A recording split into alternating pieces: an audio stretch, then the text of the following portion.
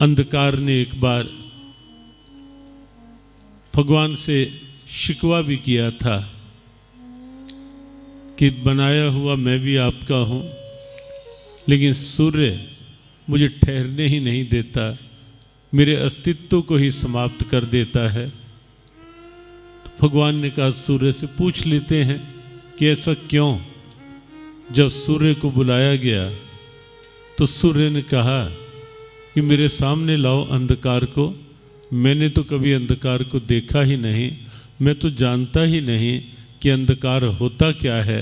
एक बार सामने आकर बात करे तब तो स्पष्ट हो कि मैंने उसका कुछ बिगाड़ा है क्या। लेकिन जहाँ सूर्य है वहाँ अंधकार आ ही कैसे सकता है, आएगा ही कैसे। और ऐसे ही जहाँ प्रेम का प्रकाश है वहाँ अहंकार नहीं हो सकता, और जहाँ अहंकार है वहाँ प्यार नहीं हो सकता। जब मैं था तब हरि नहीं, और अब हरि हैं मैं नाही। क्यों? क्योंकि प्रेम गली अति सांकरी, जामे दो न समाही।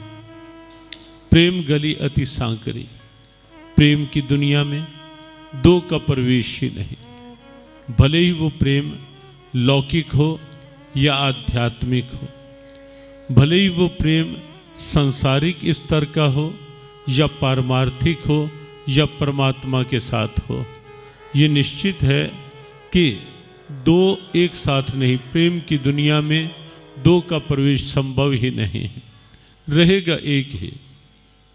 और ये भाव कबीर का कि जब मैं था तब हरि नहीं, अब हरि हैं मैं नाही। वस्तुतः भक्तमाल की भाषा यदि देखें तो वहाँ ये जो दोहा है वहाँ ये प्रमाणिक कहा गया है कि ये दोहा कबीर की लेखनी का नहीं है। ये दोहा कबीर के अंतर भावों से उमड़ी हुई वह प्रेममय दिव्यता दैवीय वाणी के रूप में प्रकट हुई थी वृंदावन की उन कुंज गलियों में जहाँ प्रवेश ही एक का था।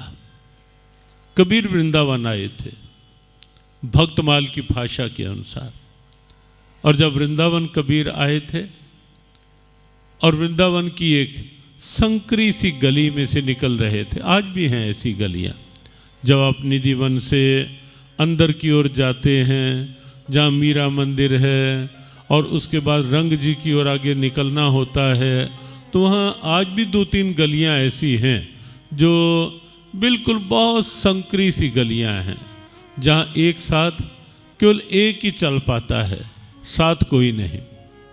और कबीर जब आए थे वृंदावन, वो उस गली में से निकल रहे थे। उस गली को देखते ही कबीर को बड़ा आश्चर्य हुआ। कबीर सोचने लगे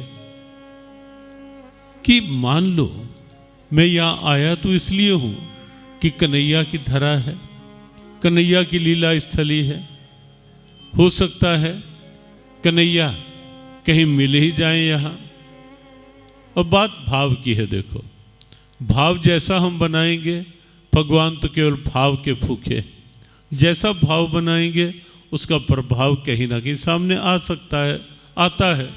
और कबीर यही भाव लेकर वृंदावन में थे कि कहीं शायद कन्हैया आ ही जाए। लेकिन जब उस संकरी गली में गए तो कबीर सोचने लगे कि यदि कहीं कन्हैया आ ही गए यहाँ, तो गली इतनी तंग है तो यहाँ चलेंगे वो कहाँ। और मन ही मन सोचे जा रहे थे, भाव बनाए जा रहे थे। एक बात जीवन के लिए, हम सब के लिए, प्रारब्ध के अधीन है हम सब, ये निश्चित है। कहीं परिस्थितियां, कहीं वृत्तियां, जीवन में ये दोनों साथ साथ चलती हैं, कुछ प्रारब्ध के अनुसार, कुछ वातावरण के अनुसार। कोई बाहर की प्रारब्ध होती है जो हमें पूरी करनी होती है, और कुछ अंदर की वृत्तियां होती हैं जो कहीं ना कहीं जीवन को अपने अनुसार मोड़ने का प्रयास करती है। कभी अहंकार आ गया, वो सोचता है कि मेरे ही अनुसार जीवन चले, कहीं काम, कहीं क्रोध, कहीं लोभ, कहीं मोह, कहीं निंदा, कहीं ईर्ष्या, कहीं द्वेष, ये सब वृत्तियां। तो प्रारब्ध के अनुसार एक जीवन का एक स्वरूप वो है कि जहां प्रारब्ध के ट्रैक पर ही ये जीवन चलता है, कहीं कहीं अंदर की वृत्तियों के अनुसार भी ये जीवन चलने लगता है। दोनों स्थितियां साथ साथ रहती हैं। लेकिन एक बात ऐसी है जहां मनुष्य को परमात्मा ने विशेषता दे रखी है, जहां मनुष्य स्वतंत्र है, और वो विशेषता है अंदर के भाव, अंदर का विचार। विशेषता भी है और ये क्षमता परमात्मा ने केवल और केवल हमें दी हुई है, किसी और प्राणी के पास ये क्षमता नहीं है भाव की, विचार की। जैसे वृंदावन ही मान लो हम गए, अब वृंदावन जाकर हमें किस भाव में वहां रहना है, जितना समय रहना है, वो तो हमारे ऊपर है ना, कि वहां रहकर भी हम भाव में यही सोचते रहें, किसी की निंदा, पीछे पता नहीं क्या हुआ होगा, छोड़ तो आया 2 दिन के लिए, पीछे पता नहीं व्यवस्था ठीक रहेगी नहीं रहे। एक विचार ये है, और एक विचार ये है कि जिसकी नगरी में आया हूं, जिसके धाम में आई हूं मैं, वो अपने आप देखेगा ना, वो भी उसी का है, ये तो साकार धाम उसी का है, और वो सब भी क्रियाकलाप वो उसी का है। और इसलिए उस पर छोड़ करके जब हम बिल्कुल खुले भाव से वहाँ रहते हैं कि कन्हैया के धाम में हूँ, कन्हैया की नगरी में हूँ, तो मन में भी कन्हैया का भाव ही उमड़े केवल, कम से कम जब तक यहाँ हैं तब तक कोई दूसरा भाव भीतर ना आए, ये दृढ़ता। और इसमें हम स्वतंत्र हैं।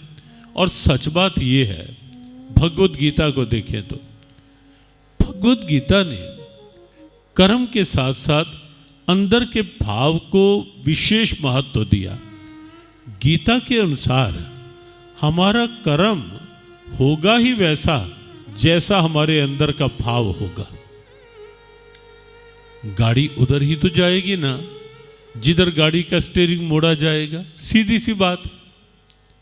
रथ उसी दिशा में तो बढ़ेगा ना जहां रथ की, घोड़ों की लगाम ऐसे की जाएगी तो रथ वो दिशा ले लेगा। बिल्कुल ऐसे ही हमारे अंदर के भाव, कठोपनिषद ने अंदर के भाव को लगाम की संज्ञा दी है। बुद्धि को सारथी कहा है। बुद्धिम तु सारथिम विद्धि मनः प्रग्रहमेव च, लगाम मन अर्थात मन के भाव। इंद्रियाणि ह्यानाहुर, इंद्रियां घोड़े, विषयांस तेषु गोचरान, विषय उन घोड़ों के विचरने का मार्ग।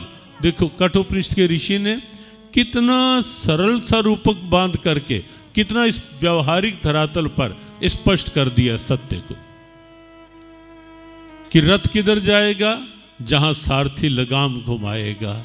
जीवन का रथ किधर जाएगा, जहां बुद्धि रूपी सारथी मन के भावों की लगाम जिधर मोड़ेगा, ये जीवन का रथ उधर ही चल पड़ेगा।